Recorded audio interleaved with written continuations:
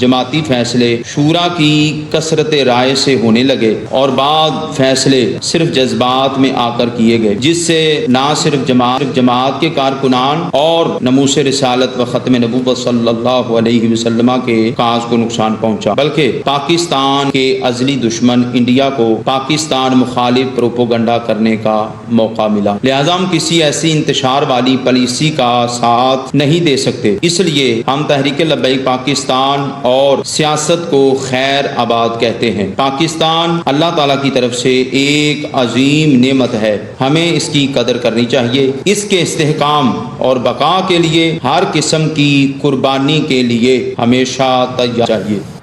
कराची में कलअदम TLP के रहनुमाओं मोहम्मद नदीम, मोहम्मद शकील, शब्बीर अहमद, मोहम्मद बक्कास, मोहम्मद शब्बीर और मोहम्मद जहीर ने पार्टी छोड़ने का ऐलान कर दिया।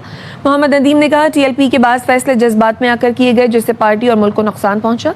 इंतशार वाली पॉलिसी के साथ नहीं चल सकते।